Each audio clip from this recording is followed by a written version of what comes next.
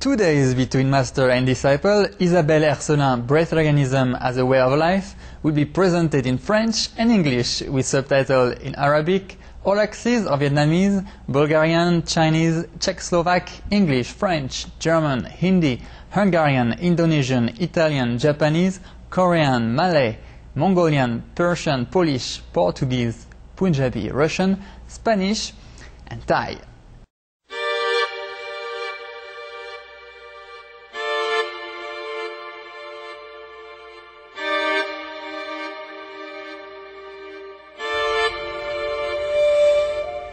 Dans les Écritures, le corps humain est souvent appelé le temple de Dieu. C'est vraiment un rare privilège pour une âme que d'atteindre cette demeure sacrée qui abrite le divin, car c'est une vraie bénédiction que de renaître en tant qu'être humain. À plusieurs reprises, le maître suprême Ching Hai a parlé de la rareté de ce phénomène. To be reincarnate in the human world is hard. You have to have enough human quality.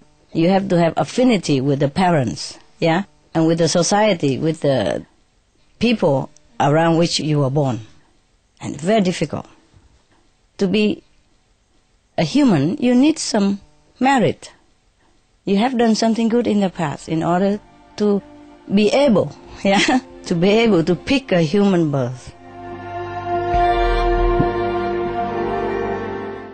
En tant que temple vivant de Dieu, le corps humain est entièrement équipé de merveilles miraculeuses qui peuvent être éveillées chez ceux qui sont spirituellement conscients et ont une foi totale dans le Créateur de toute vie.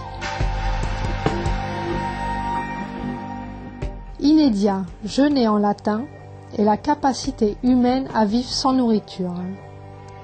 Depuis des temps immémoriaux, il y a toujours eu des personnes qui ont pu se nourrir de prana ou force vitale. Par la grâce de la Providence, les inédiques, ceux qui suivent un mode de vie sans nourriture, peuvent retirer de l'énergie de la nature pour se nourrir.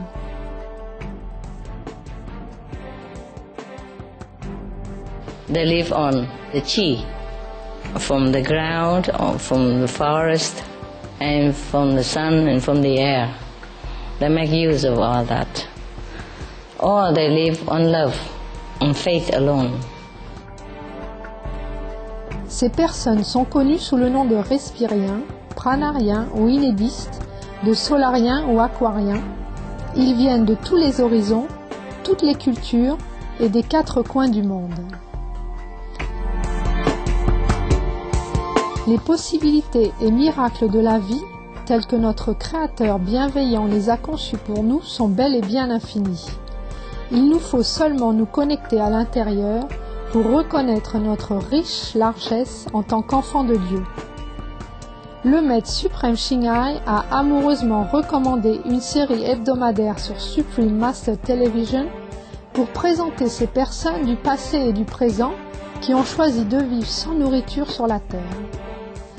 Puissent ces histoires spirituelles vous captiver, que les cœurs soient ouverts et les horizons élargis.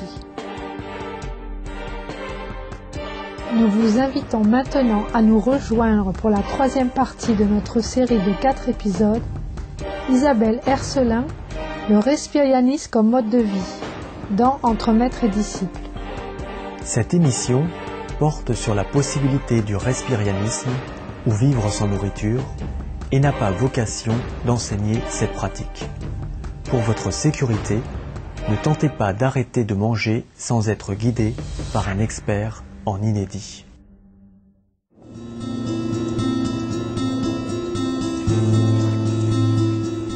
Depuis 1 an, Isabelle Hercelin a renoncé à la nourriture physique et est à présent respirienne.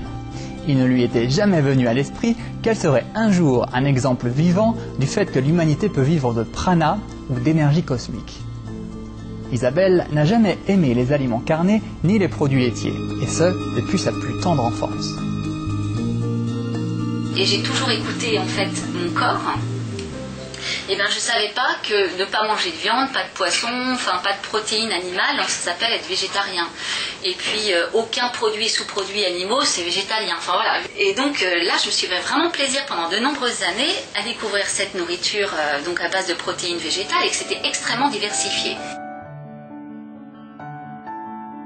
Petit à petit, Isabelle s'oriente vers un régime composé principalement de graines germées et d'algues.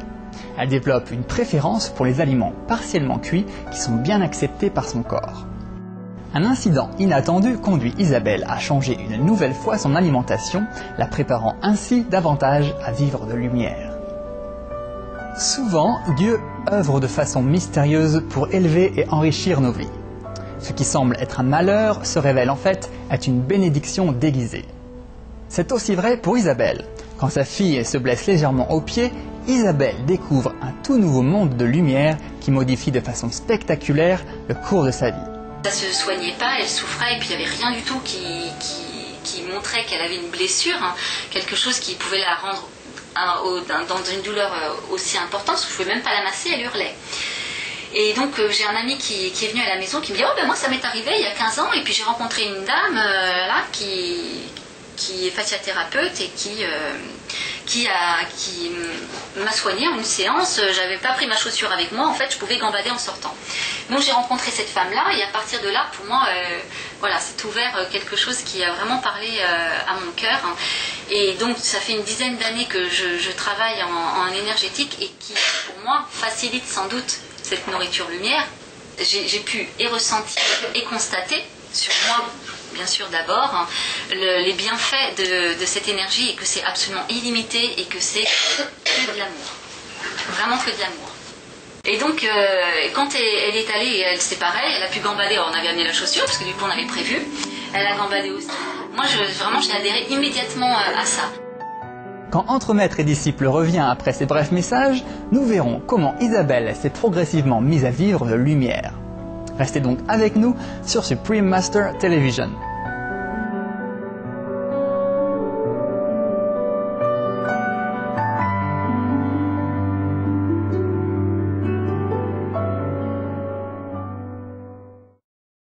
Cette émission porte sur la possibilité du respirianisme ou vivre sans nourriture et n'a pas vocation d'enseigner cette pratique.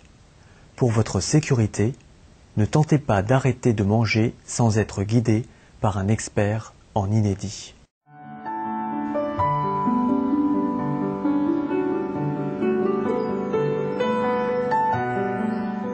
Bienvenue pour la suite d'Entre Maître et Disciple sur Supreme Master Television. Poursuivons notre présentation.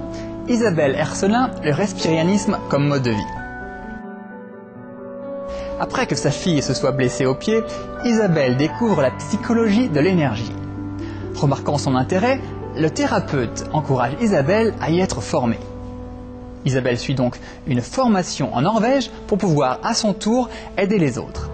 Fait intéressant, ces séminaires d'énergie lumineuse et l'absence de désir de manger qu'Isabelle éprouve arrivent au même moment. Justement, chaque fois que j'allais en formation en Ardèche, c'était une fois par mois, et ben j'y allais, je jeûnais.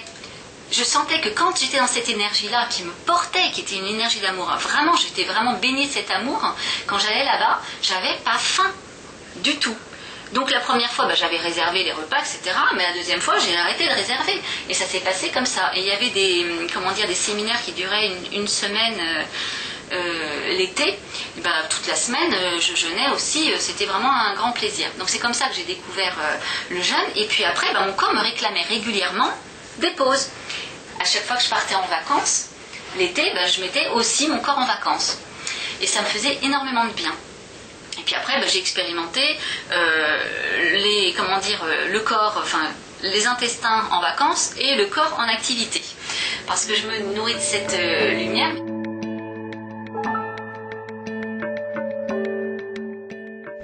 Depuis longtemps, Isabelle a la bonne habitude de faire régulièrement de l'exercice. Chaque jour, elle pratique une activité physique comme la natation ou le vélo. Un jour, Isabelle commence à jeûner et remarque que cela n'affecte en rien son endurance. Au contraire, elle savoure la joie d'être libérée des contraintes liées à la nécessité de se nourrir physiquement.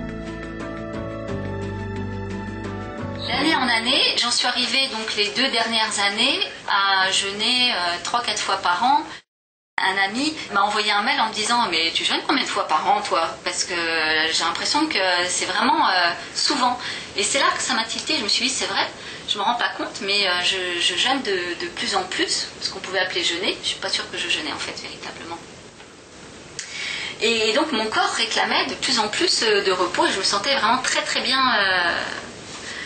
bien à chaque fois. Donc j'ai expérimenté aussi à travers ce entre guillemets jeûne des randonnées où je partais une semaine avec le sac à dos et tout dans le sac, donc la toile de tente et tout ce qui va avec, en marchant une dizaine d'heures par jour, en m'alimentant que du plaisir d'être en vie et de tout ce qui m'entourait, et vraiment une superbe énergie, une superbe forme. J'ai jamais eu une douleur nulle part, quoi. Jamais. Et je pense vraiment que c'est un nettoyage qui s'est fait en profondeur petit à petit. À cette époque, Isabelle ne planifie pas ses périodes de jeûne. Elle écoute simplement son corps et arrête de manger quand celui-ci ne désire pas ingérer d'aliments. Quand mon corps me réclamait une pause, je m'arrêtais. Je ne savais pas pour combien de jours. Et il y a 4-5 ans, un été, où ma fille était très occupée pendant ses vacances d'été à aller en colonie, chez son père, chez ses grands-parents. Elle a été absente pendant les 2 mois d'été. Et dès le lendemain qu'elle est partie, mon corps m'a réclamé une pause. Comme d'habitude, j'ai fait cette pause. Cette pause a duré 2 mois, sans aucune explication. Pendant les 2 mois où elle vit sans nourriture physique, Isabelle est en grande forme, bien qu'elle doive gérer un déménagement dans une nouvelle maison avec le stress qui l'accompagne. Et encore, je prends mon vélo aussi pour aller au bord de la mer régulièrement et je peux avoir 100-150 km à faire dans ma journée en jeûnant, en mangeant ou en me nourrissant de lumière. Voilà, pour moi, ça a toujours été possible. Et au contraire, c'est un bien-être et une énergie que j'ai retrouvée. Donc pendant ces 2 mois, je venais d'arriver d'ailleurs dans un nouveau logement. Et pendant ces 2 mois, je travaillais 8 heures au bureau. Quand je rentrais, je me mettais dans mon appartement où j'ai absolument tout refait. Au niveau de la décoration, peinture, murs, tous les murs, la décoration. Donc en fait, j'y travaillais à peu près de 6 heures du soir jusqu'à minuit, 1 heure du matin. Je dormais 4-5 heures maximum et j'allais me promener avant d'aller travailler, soit faire un jogging, soit faire une marche pour m'unir à l'univers à travers la nature et à la remercier aussi beaucoup, cette vie. Ne s'étant pas nourrie pendant 2 mois, Isabelle commence à caresser l'idée d'arrêter complètement de manger. Comment Isabelle a-t-elle géré les premiers mois de sa vie de lumière? Pour le savoir, rendez-vous dimanche prochain pour la 4e partie de Isabelle Ercelin, le respirianisme comme mode de vie.